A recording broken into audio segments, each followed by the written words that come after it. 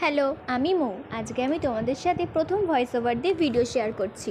আর আজকের ভিডিওটা কিন্তু আমি প্রথম থেকে শ্যুট করেছি, পুরো লেয়ারিং থেকে শ্যুট করেছি। আর লেয়ারিং দেখে তো বুঝতেই পেরে গেছো যে এটা একটা চকলেট কেক হচ্ছে।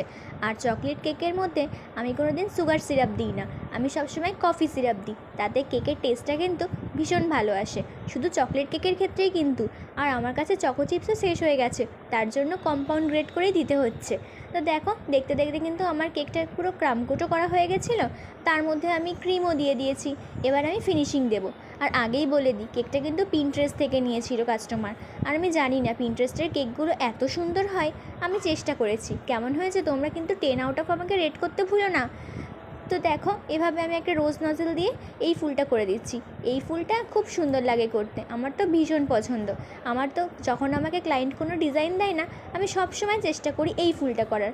আমি জানি না এই ফুলটা করতে আমার এত ভালো লাগে। এই তো হয়েই গেছে। এবার লাস্টে কটা সুগার বল দিয়ে দিচ্ছি। ব্যাস এই পর্যন্ত।